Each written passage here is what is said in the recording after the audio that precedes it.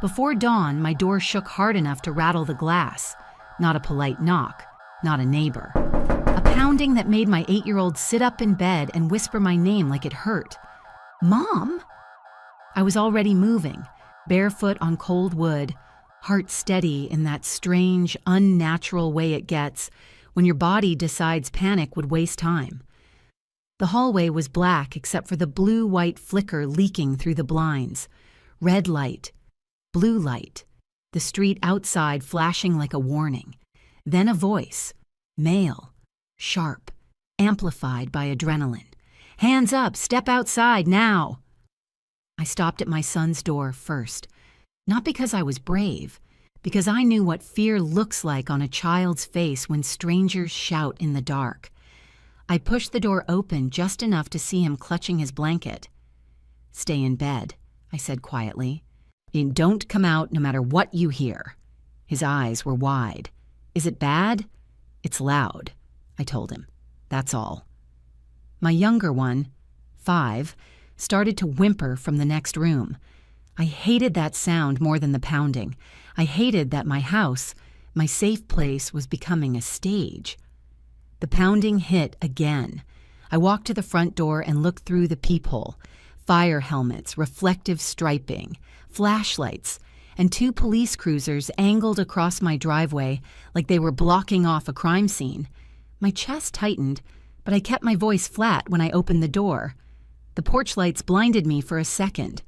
"Ma'am, hands where I can see them," an officer barked, one hand hovering near his holster like my pajamas were a threat. "Step outside."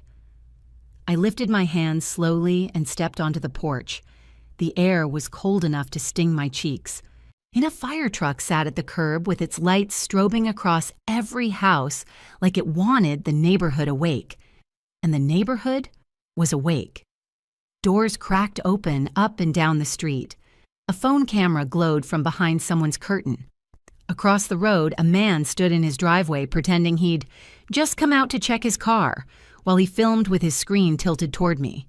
I kept my hands up anyway. Calm isn't a feeling, it's a decision. A man in a dark fire marshal jacket stepped forward.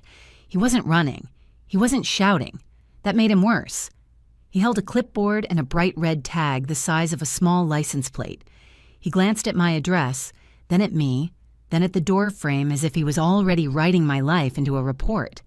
"Claire Weston?" he asked. "Yes." "I'm Deputy Fire Marshal Dwayne Ortega," he said. We received an arson tip on this residence." The words didn't land like a sentence. They landed like a weapon. "Arson tip?" I repeated, still flat. He didn't answer directly. He stepped closer to my door and pressed the red tag against the wood. Then he slapped it on. The adhesive made a loud, ugly sound in the quiet. "Unsafe, do not occupy." Under it, smaller print that still felt like it was screaming, "Red tagged by order of fire prevention." The officer beside me shifted his stance, watching my hands like he expected me to bolt. My throat tightened. I kept my eyes on the tag. "You can't do that without inspecting the inside," I said. "We will," Ortega replied, voice even. "But based on the report, this property is considered unsafe until we clear it." "What report?" I asked. Ortega's gaze didn't soften. "In tip states there's an accelerant odor and that you made threats, specifically that you were going to burn everything before the court takes it." My stomach dropped, slow and heavy, because I knew exactly who would say something like that. And I knew why today of all days. "Ma'am," the officer said, taking a step closer. "Turn around." "For what?" I asked. "You're being detained while we investigate," he replied, hand still near his holster. Detained, not arrested, not free, just tied up long enough to miss whatever mattered. And today mattered. Today was Grandpa's probate hearing, the one my mother had tried to delay 3 times already, the one where the judge was finally going to issue letters and lock down the estate. Grandpa's will named me personal representative. Or my mother hated that fact the way she hated any boundary she couldn't argue into submission. If I didn't show up today, my mother could walk in with her attorney and claim I was unstable, unsafe, unfit. She could ask the judge for temporary control until things calmed down. And the worst part? A red tag on my door would make it sound reasonable. Inside the house, my 5-year-old started crying louder. I turned my head just enough to hear it, and it almost broke the control clean off my face. I didn't let it. "My kids are inside," I said. The officer's eyes flicked toward the doorway. "We'll have someone check them." "No," I said calmly, and my voice sharpened by half a degree. "They stay in their rooms. You don't walk strangers through my house while you're calling it unsafe." Ortega's gaze shifted slightly. Interest, not sympathy. Well, like he wasn't used to people thinking clearly at this volume of chaos. "Do you have someone who can come get them?" he asked. I looked at him. "Not at 5 a.m, I said. "And you red-tagged my house." Ortega didn't argue. He simply nodded to one of the firefighters. "We'll clear the interior first," he said. "Then we'll discuss access." The officer took my wrist and guided me 2 steps down the porch. Not rough, but firm, like the neighborhood needed to see control. My palms were cold. My mouth was dry. My brain stayed sharp. I didn't ask 10 questions. I asked the only one that mattered. "Who called it in?" I said. "And what time?" The officer blinked. "What?" "Who called in the arson tip?" I repeated steady. "And what time did the call come in?" The officer's jaw tightened, but he pulled out a department tablet anyway, and he tapped the screen with his thumb, scrolling through dispatch notes like he expected it to be routine. I watched his face, not the screen.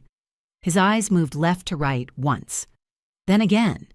Then he stopped scrolling, and his expression went still. So still, it looked like the light had gone out behind his eyes.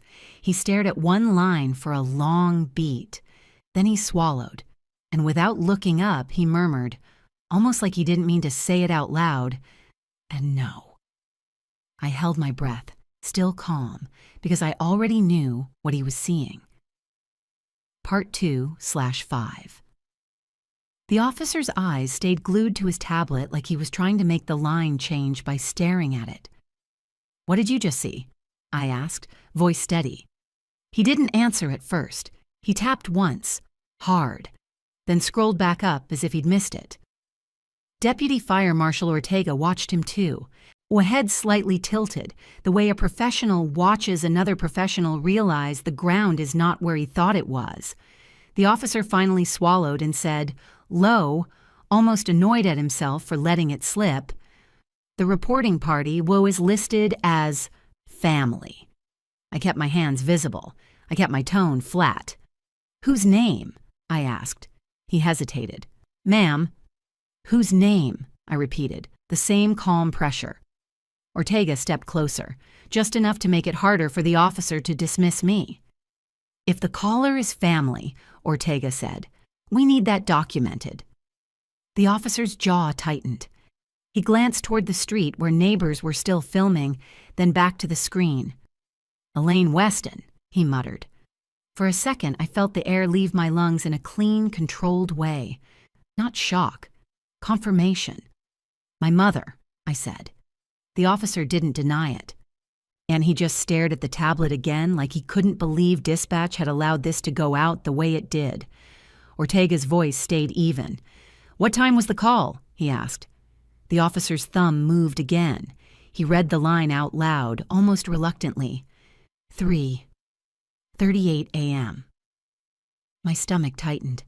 That was the time my mother likes to operate, when people are sleepy, when systems run on autopilot, when a label like arson tip can turn into sirens before anyone stops to ask for a second source. "Was it 911?" I asked, "or a non-emergency line?" The officer looked at the call type. His expression hardened. 911, he said, and she requested fire response with police. Of course she did, because fire alone would feel like a check. Fire with police feels like a raid. And fire with police makes you look guilty before anyone tests the air. Ortega lifted his chin slightly toward my door. "Has anyone smelled accelerant?" he asked. No, I said. Not me. Ortega pulled a small device from his pocket and stepped toward my porch, an air monitor with a digital face. He moved like this wasn't his first bad call. He waved it near the doorframe, near the threshold, near the bent lock plate. The screen flickered, then settled. He tried again, closer. Same. He looked at the officer, then at me. I'm not getting anything significant at the entry, he said. The officer shifted, uneasy now, because the first thing a false report needs is the world to cooperate, and the world wasn't cooperating. Inside the house, my younger one cried again, short, sharp, frightened. Ortega's eyes flicked toward the door. Warren, we need to clear the interior, he said, not asking. He gestured to two firefighters. They stepped past the red tag like it wasn't a magical barrier. One carried a thermal camera. The other carried a tool bag and a flashlight. The officer who'd been holding my wrist let go but didn't move away. You're still detained, he said, like he needed to say it to keep control. I understand, I replied. I also need you to note something. He frowned. What? My mother called at 3:38 a.m. the morning of my grandfather's probate hearing, I said. That's not a coincidence. Please include it in your report. His eyes narrowed.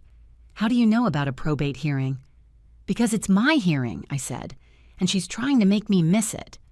That hit a nerve in him. He didn't like being used. Most cops don't. And they just don't always realize it fast enough.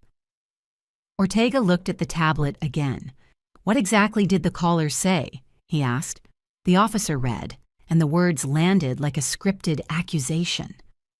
She reported you threatened to burn the house before the court takes it, he said. She claimed there was an accelerant smell and that you were unstable and dangerous. My jaw tightened, but my voice stayed level. Did she claim I had a weapon? The officer's eyes flicked down again. His pause was answer enough. Yes, he said quietly. She told dispatch you keep something in the house. Ortega's face tightened. Did she claim children were present? The officer read again. Yes, he admitted. She said the kids were inside. I felt my throat tighten hard, because this wasn't just about probate.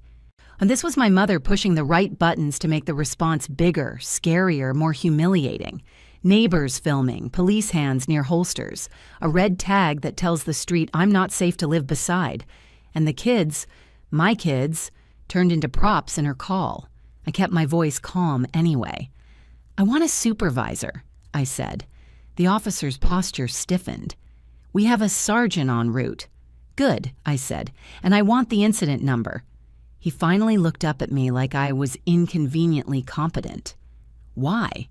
Because this will be referenced in court today, I said, and I want the call recording preserved. Ortega's eyes sharpened slightly. He turned to the officer. Dispatch can pull the audio, he said. The officer frowned. That takes time. Ortega's tone stayed flat. Then start it now.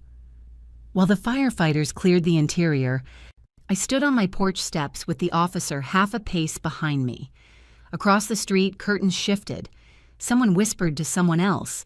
A phone camera stayed steady on my face like they were hoping for tears. I didn't give them any. 2 minutes later, a firefighter stepped back out, visor up, breathing calm. Clear, he said. No smoke, no heat signatures, no accelerant odor. Kids are safe in their rooms. I closed my eyes for half a second. Not gratitude, just relief that my children weren't about to be dragged into this more than they already were. Ortega nodded and stepped inside briefly, reappearing with his air monitor still reading clean. He looked at the red tag on my door like it offended him now. Deputy, I said, how do we remove that? Ortega didn't answer like it was a simple fix. We don't remove it until we complete the investigation, he said, but we can adjust what it means. If there's no immediate hazard, we can treat this as a report-driven inspection, not an emergency displacement. The officer behind me shifted. Ma'am, you still can't go inside. Ortega's head turned sharply. "That's a police decision," he said, "not a fire hazard conclusion." The officer didn't argue, but his ears reddened. A new car pulled up, unmarked. A sergeant stepped out, brisk and annoyed at the hour. He walked over, eyes scanning the scene like he wanted it to be smaller than it was. "What do we have?" he asked. The officer started to speak. Ortega cut in first, crisp. "Possible false arson tip," he said. "No accelerant detected at entry. Interior clear. Caller is family." The sergeant's eyes narrowed. Family. I met his gaze. "On my mother," I said. "Elaine Weston." The sergeant looked at the tablet. His expression changed the moment he saw the caller line. Not shocked, irritated, like he just realized someone tried to rent the department for a morning. "Why are we detaining her?" the sergeant asked. The officer opened his mouth. I answered before he could. Calm, factual, clean. "Because dispatch coded me as dangerous," I said. "Because my mother said I was going to burn the house before court, and because today is my grandfather's probate hearing." The sergeant stared at me for a beat, then turned to Ortega. "Any cause for immediate removal?" Ortega's answer was the first honest thing anyone said all morning. "Not based on what I've seen," he replied. The sergeant exhaled through his nose, then looked back at the tablet. "Caller time is 3:38, he murmured. "And she's claiming she smelled accelerant." Ortega's gaze hardened. "Smelling accelerant is not a hobby," he said. "Either she's lying or someone coached her." The sergeant didn't argue. He tapped the tablet with one finger. "Get me the call recording," he told the officer. "Now." The officer radioed dispatch, voice tight. I watched the red tag on my door flutter slightly in the breeze and felt a cold anger settle behind my ribs. Because my mother didn't need me to go to jail. She just needed me to be delayed, doubted, marked. I took my phone out and called my probate attorney, Nina Hart, on speaker. She answered on the first ring, breathless. "Claire." "They red-tagged my house," I said. "Fire marshal and police. Arson tip. My mother called it in." There was a beat of silence on the line. Then Nina's voice went sharp. "Are you safe?" "Yes," I said. "But they're trying to detain me. I need you to alert the court that this is a false report intended to make me miss the hearing." "I'm on it," Nina said immediately. "I'm calling the clerk. If you can't be there in person, I'll request a remote appearance and emergency continuance." "I'm coming," I said flat. Nina paused. "Claire." "I'm coming," I repeated.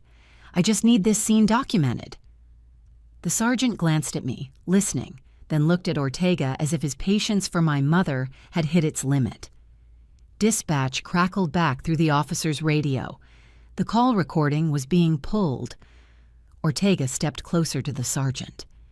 "If the caller is lying," he said quietly, "we need to treat this as a malicious false report.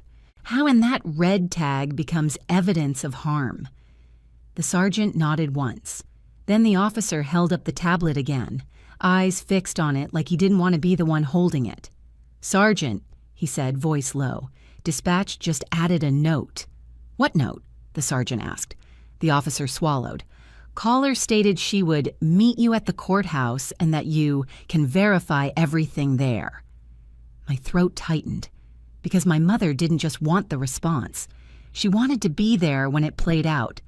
She wanted to stand in a courthouse hallway later and say, "See? They had to remove her. I warned you." Ortega's expression turned hard. "She pre-planned the optics," he muttered.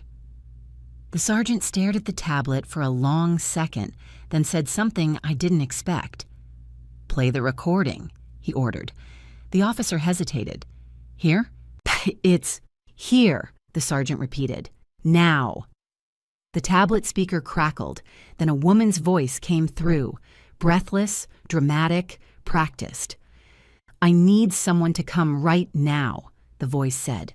"My daughter, Claire Weston, she's unstable. She threatened to burn the house before court today. I smell gasoline. She's dangerous. Even through a distorted speaker, I recognized the cadence. My mother. Ortega's face went still. The sergeant's jaw tightened. And as my mother kept talking, the tablet displayed the metadata line underneath the audio, caller number, location ping, and timestamp, information my mother didn't realize was attached. The sergeant leaned closer, squinting. Then he looked up at me with a colder, more focused expression and said, "Claire, your mother didn't call from her house." My stomach dropped. "Then where?" I asked. The sergeant's eyes returned to the screen. "From a parking lot," he said, "and the location tag says it's less than 2 blocks from the probate courthouse." Part 3/5. For a moment, the street noise blurred. Sirens idling, a neighbor's dog barking once, my youngest still crying softly behind my bedroom door, and all I could hear was that sentence, 2 blocks from the probate courthouse. My mother didn't call from her home.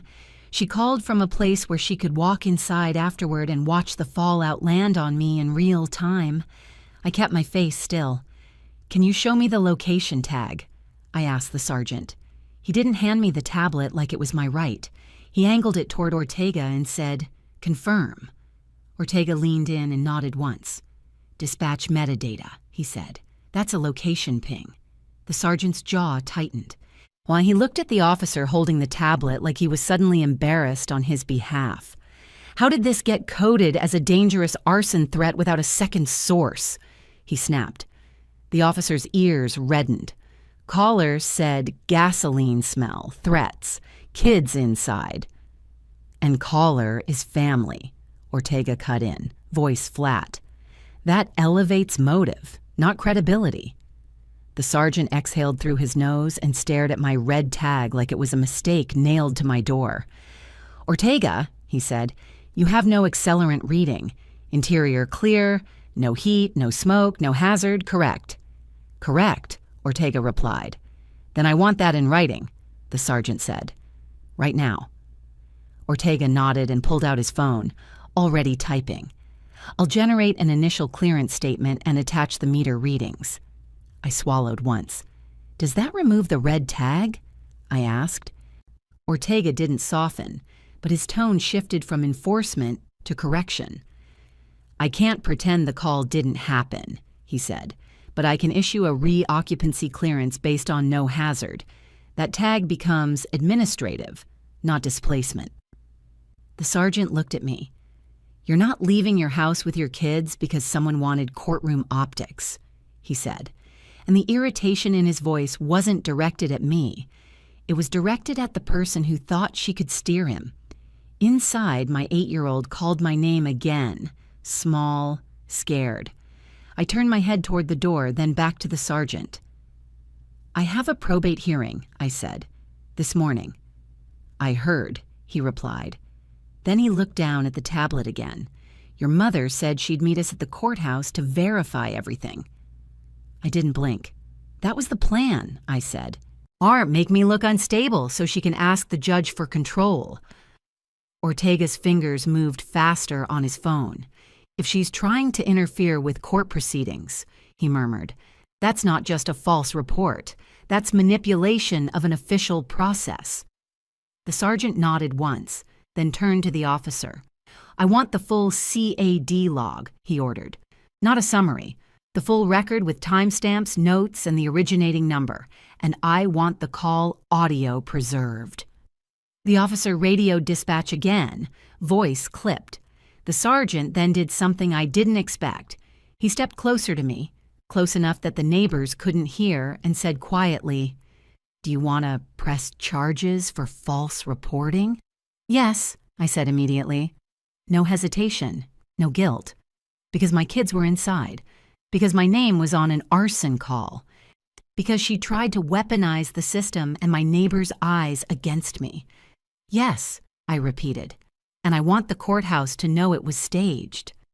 The sergeant's expression tightened in a way that looked almost like respect. "Okay," he said. "Then we're going to do this clean." Ortega finished typing and showed the sergeant his screen. The sergeant read it, then nodded. "Print it," he said.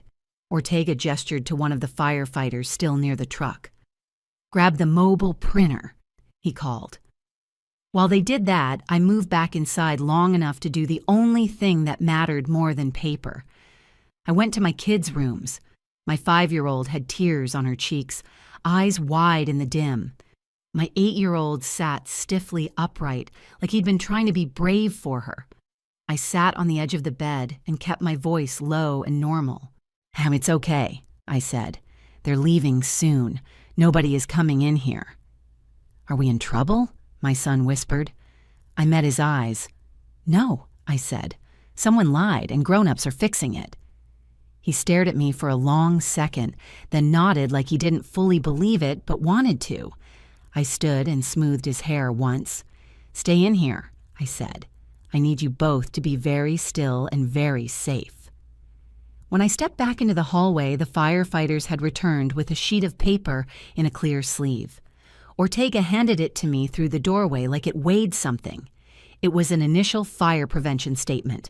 No evidence of accelerant odor, no signs of active fire hazard, interior cleared, reoccupancy permitted pending administrative follow-up. The sergeant watched me read it. "To take photos of the red tag and that clearance statement together," he said. "You want your proof the next time someone tries to claim you were removed." So I did. Red tag in frame, clearance statement in frame, my address visible, timestamp on my phone. Then the sergeant turned back to the officer with the tablet. "What do we have on the caller location?" he asked. Dispatch crackled back with a detail that made the morning snap into an even sharper outline. "Location ping came from a cell sector adjacent to the courthouse parking structure," the dispatcher said. "Caller remained stationary for approximately 3 minutes. Stationary, in a parking lot. At 3:38 a.m., I felt my stomach turn cold. "She was waiting," I said softly. The sergeant didn't deny it. He simply asked, "Do you have any idea why she'd be there that early?" I didn't guess. I stated the obvious truth. "To be first in line to control the story," I said. "To file something. To talk to someone, to make sure I didn't show." Ortega's eyes narrowed. "Probate clerk opens early," he said. "Lawyers meet early, and people who want leverage arrive early." The sergeant nodded once, then looked at me. "Do you have anyone who can watch your kids while you go to court?" I swallowed. I did have people, but not ones I trusted in an emergency like this. Before I could answer, my phone buzzed. It was my attorney, Nina Hart, calling back. I put her on speaker. "Claire," Nina said, sharp and fast, "I notified the probate clerk. And I also filed an emergency notice with the court that you're dealing with a malicious false report intended to obstruct your appearance. The judge is aware." "Good," I said. "My mother called it in from 2 blocks away, from the courthouse parking area." A beat of silence. Then Nina's voice tightened. "That's very bad for her." The sergeant watched my face as I listened. Nina continued, "Where are you right now?" "At my house," I said. "Fire marshal cleared it. Police are here." "Put an officer on," Nina said. I held the phone toward the sergeant. He leaned in. "This is Nina Hart, counsel for Claire Weston," she said. "I need the incident number and confirmation of caller identity and time. The court wants it attached to the record." The sergeant's eyes flicked up slightly. "Court wants it attached." He gave the incident number, then said, "None caller listed as Elaine Weston, 3:38 a.m., 911. We're preserving the audio and CAD log. Fire hazard not substantiated." "Thank you," Nina replied, and I heard her typing. "I'll have my runner pick up copies if needed. Claire needs to be at court, and she needs her children safe." The sergeant looked at me. "We'll solve the kids' part," he said quietly, then spoke into Nina's phone line. "Ma'am, I can escort her to court once she's arranged childcare. The red tag is being administratively addressed." "Understood," Nina said. "And I want it noted this was timed to probate." "It will be noted," the sergeant replied. When the call ended, the sergeant stepped aside and made a quick phone call of his own. Low voice, short sentences. Then he came back. "And I have a community officer who can stay here until your attorney's runner arrives," he said. "Your kids won't be alone. You'll go to court with me." My throat tightened, not with relief, with something closer to vindication, because my mother built this morning to isolate me, and it wasn't working.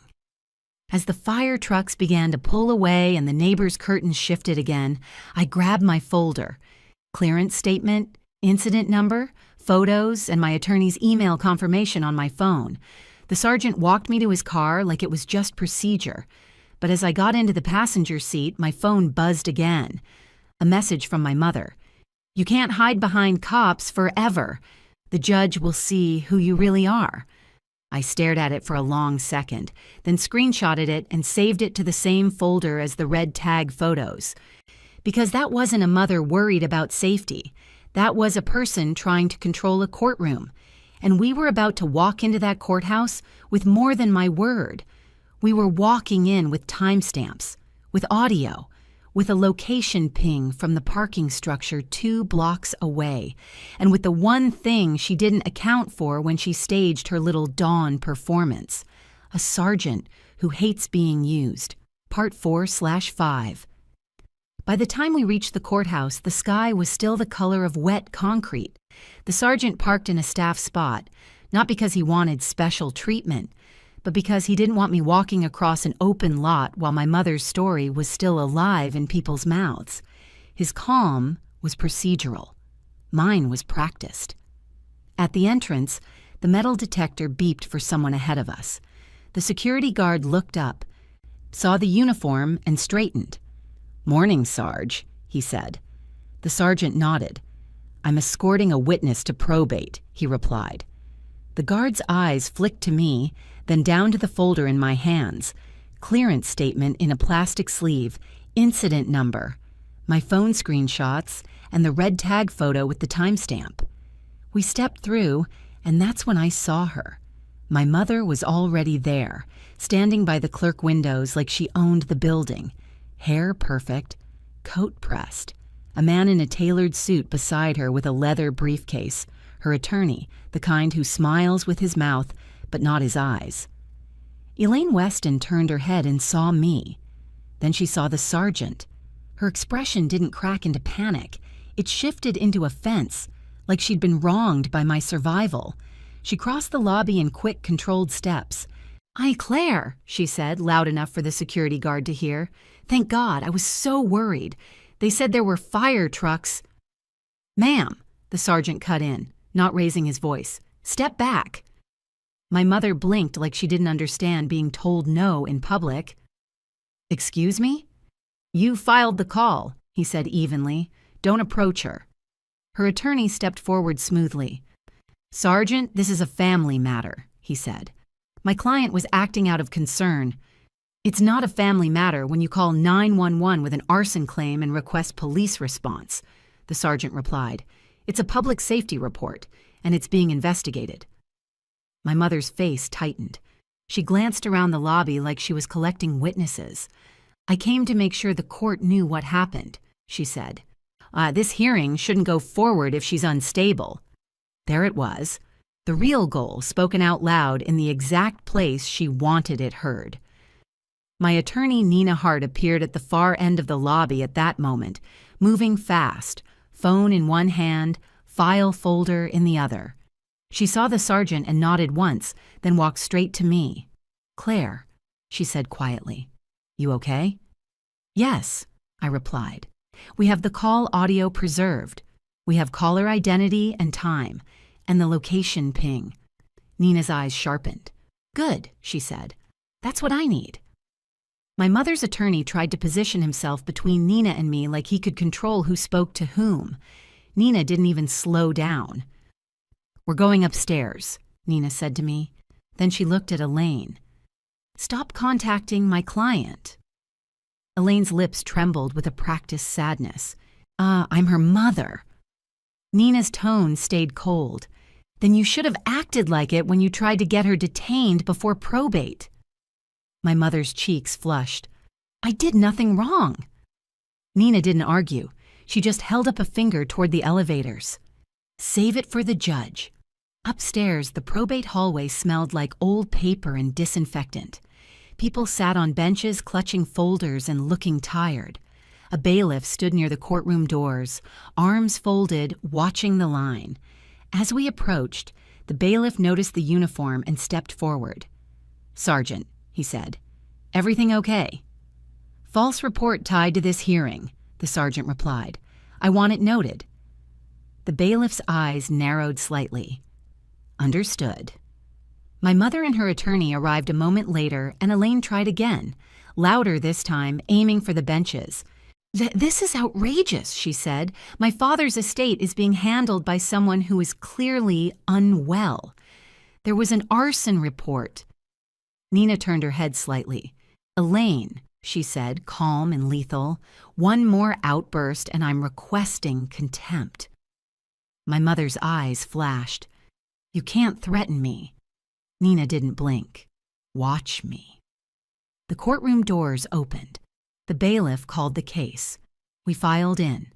The judge, Honorable Judge Merritt, took the bench with the kind of tired authority that comes from seeing the same family lies dressed up in different clothes. Nina and I sat at counsel table.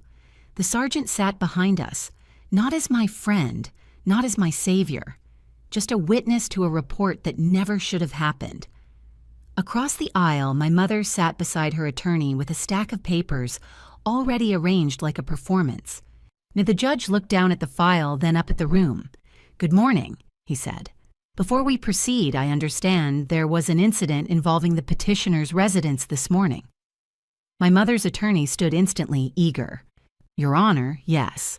There was a serious safety concern. My client—" "Sit," Judge Merritt said, flat. The attorney froze, then sat.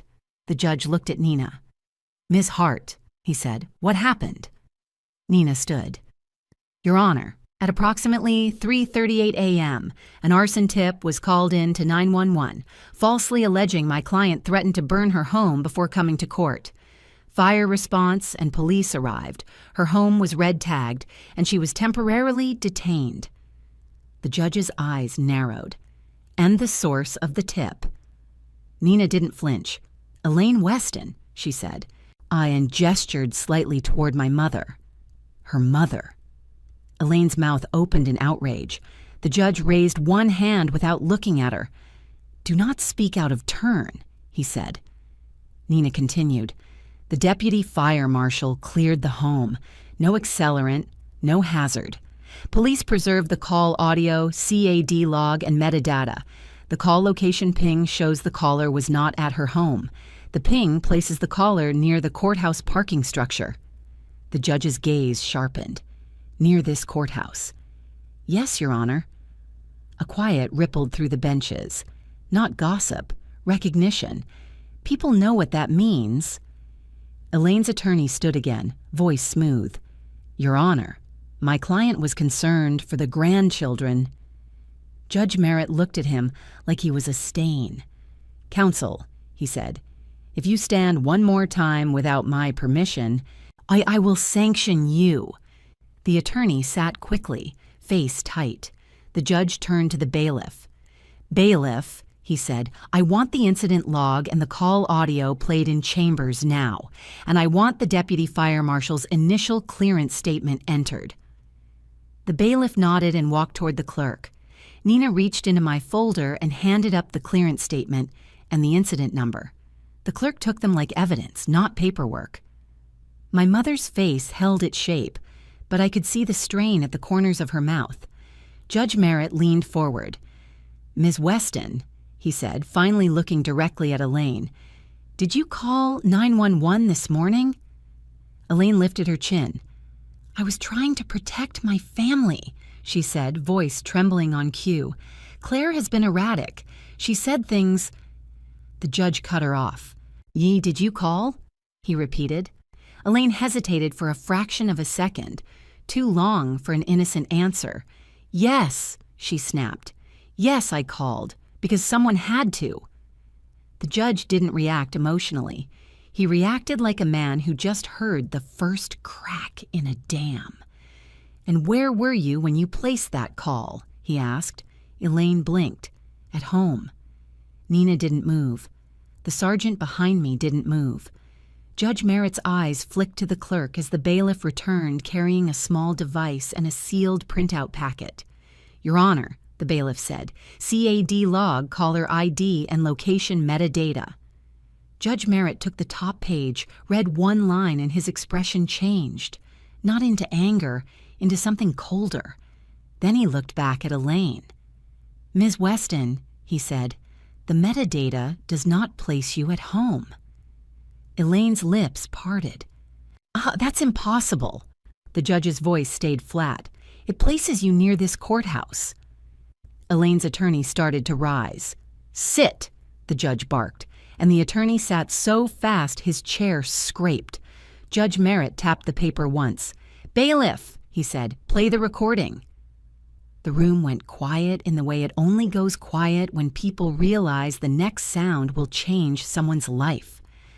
The device crackled, then my mother's voice filled the courtroom, breathless, dramatic, perfectly constructed. "I need someone to come right now. My daughter, Claire Weston. She's unstable. She threatened to burn the house before court today. I smell gasoline. She's dangerous." The judge listened without blinking. Then the recording continued, and my mother said the part she didn't realize would be her undoing. "I'm not far. I'm parked nearby. Or I can meet you at the courthouse. I'll be there when you bring her in." I felt my stomach drop, not from fear, from the precision of it. Because my mother didn't just plan the call, she narrated the plan into a recorded line. A bailiff in the back shifted his weight. Someone in the benches inhaled sharply. Judge Merritt turned off the audio and stared at Elaine Weston like he'd finally seen her without makeup. "Ms. Weston," he said, "you used emergency services as a tactic to influence this court proceeding." Elaine's face went pale. "No, The judge raised his hand again. "Stop," he said. Then he looked at Nina. "Ms. Hart, are you requesting relief?" "Yes," Nina replied immediately. "I'm requesting the court note this as attempted interference and order no contact. And I'm also requesting referral to the district attorney for false reporting and obstruction." Judge Merritt nodded slowly, then turned to the sergeant behind me. "Sergeant," he said, "is an investigation active?" "Yes, Your Honor," the sergeant replied. "We're initiating charges for false reporting. The fire marshal is also documenting a malicious misuse of resources." Judge Merritt's gaze returned to Elaine. "Ms. Weston," he said, "stand." Elaine looked at her attorney like she expected him to save her. He didn't move. She stood slowly, shoulders stiff. Judge Merritt's voice dropped into something final. "I am issuing an immediate temporary no-contact order on the record," he said. "You will not contact your daughter. You will not go near her home, and you will not attempt to influence these proceedings again." Elaine's face twisted. "Well, you can't do that." The judge's eyes hardened. "Bailiff," he said, "if she speaks again out of turn, remove her." Elaine's mouth snapped shut. Then Judge Merritt looked down at the probate file, flipped one page, and said something that made my pulse spike. "And now," he said, "we're going to address the estate, because I also see an emergency petition filed this morning requesting temporary control based on safety concerns." He looked up at Elaine's attorney. "Counsel," he said, "did you file this after your client made that call?" The attorney's throat bobbed. "Your Honor, we filed because we believed—" Judge Merritt held up the petition and tapped a line with his pen. "This petition cites the arson response as evidence," he said, "which your client created." The room went silent again, because now it wasn't just a lie. It was a lie turned into a filing, a lie turned into a weapon pointed at my inheritance. Judge Merritt closed the file slowly and said, "Bailiff, contact the district attorney liaison." Elaine's face went from pale to gray. Part 5/5. The judge didn't raise his voice when he said it. He didn't need to. "Bailiff," Judge Merritt said. "Contact the district attorney liaison." My mother's attorney went rigid, like he'd just felt the floor drop a few inches under his chair. "Your Honor," he started, hands lifting in a calming gesture. "Let's not—" The judge's eyes snapped to him. "Counsel," he said, "your client called 911, requested police response, and narrated an attempt to bring my petitioner to court in handcuffs. Then you filed a petition citing the response as proof of instability. That is not advocacy. That is weaponizing emergency services and this court." My mother's face went from pale to furious, and she did what she always did when control slipped. She tried to perform. "This is a witch hunt!" she shouted loud enough for the benches. The bailiff moved immediately, stepping toward her.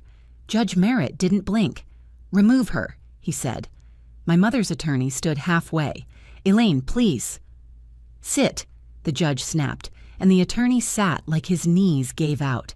The bailiff took my mother by the elbow. She jerked her arm away like she was offended by touch. "Don't you dare," she hissed. The bailiff didn't argue. He simply guided her toward the side door.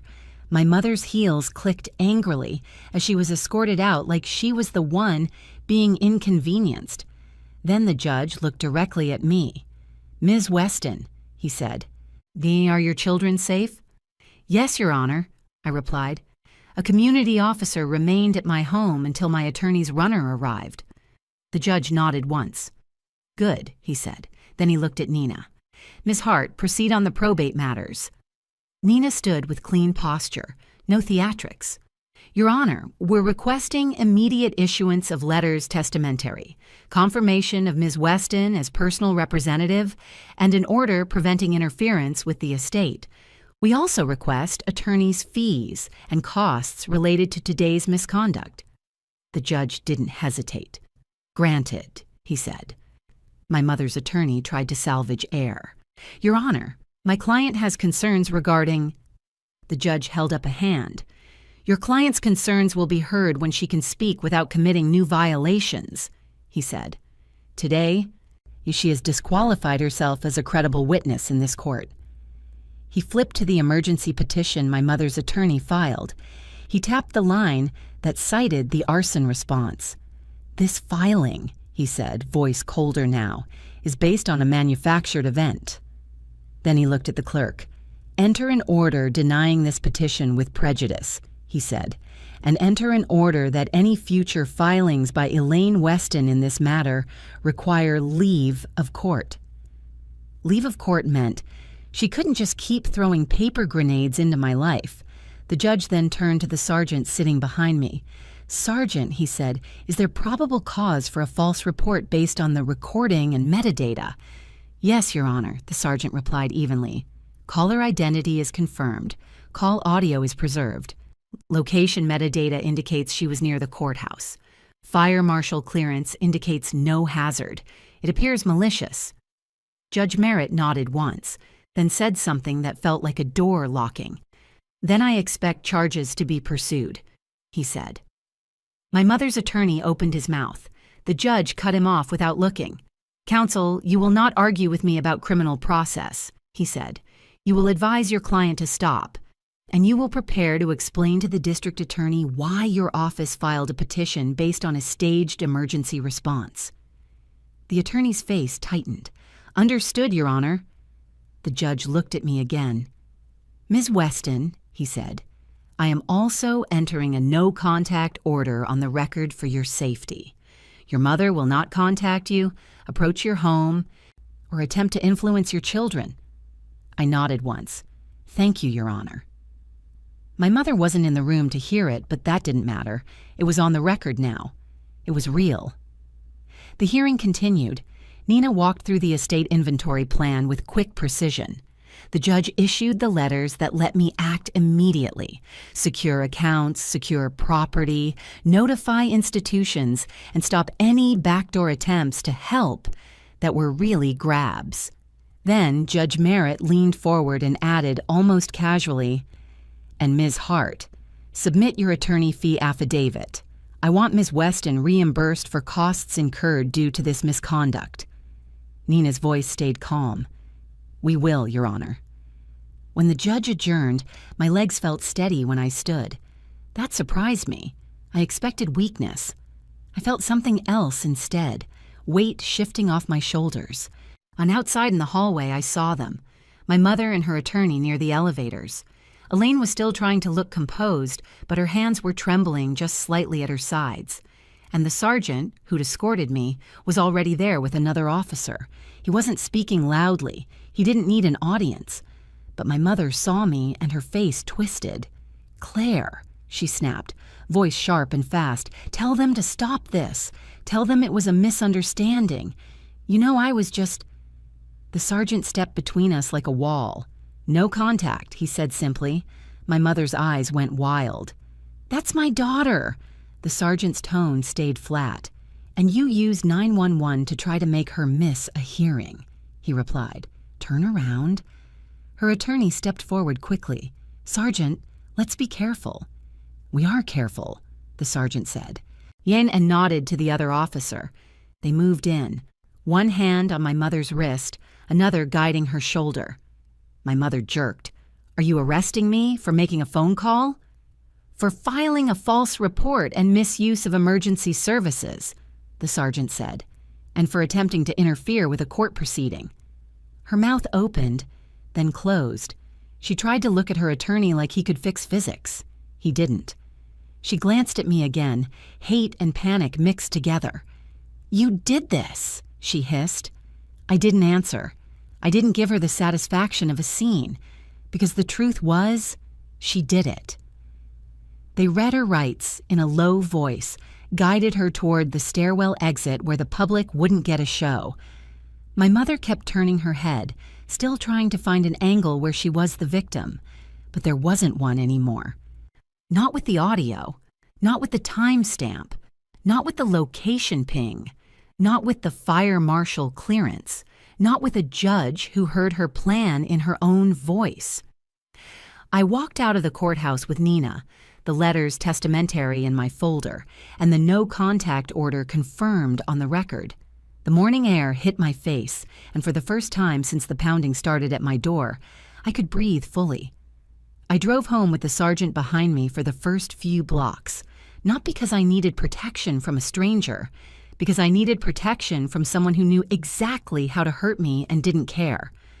When I got home, the community officer was still there, sitting in his car out front, calm as a parked shadow. My attorney's runner stood on the porch with a small bag of breakfast pastries, like she'd brought comfort in the only way she knew how.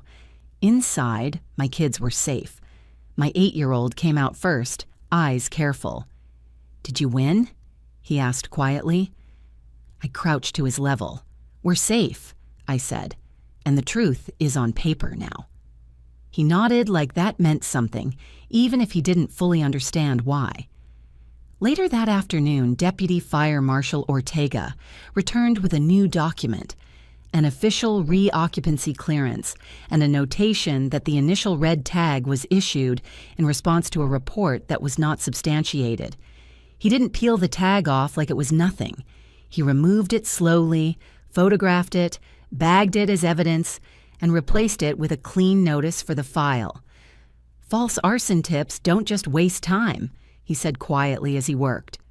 "They get people hurt. She's going to answer for this." And she did. Within weeks, my mother's case moved from family drama into a real docket number with real consequences. Fines for misuse of emergency services, restitution for response costs, probation conditions, and jail time ordered by the court after the prosecutor argued what it was, an intentional attempt to weaponize police and fire resources against me in front of my children. The no contact order remained. Any violation meant she went back inside. In probate, the judge granted everything Nina requested. My authority over Grandpa's estate was locked in. My mother's future petitions were restricted. The court ordered her to pay my legal fees tied to the staged report. And every time she tried to spin a new version of the story to a relative, I didn't argue. I sent one screenshot, one stamped order, One official line from a fire marshal report: people stop debating when they see paper. And my neighbors? They stopped looking at me like the woman who almost burned her house. They started looking at me like the woman who got used as a prop and refused to stay one. If your own mother tried to get you detained with a fake emergency call so she could win in probate, would you forgive? Or would you push for the harshest penalties so she never tries it again? Tell me what you do in the comments. Like, subscribe, and I'll see you in the next video.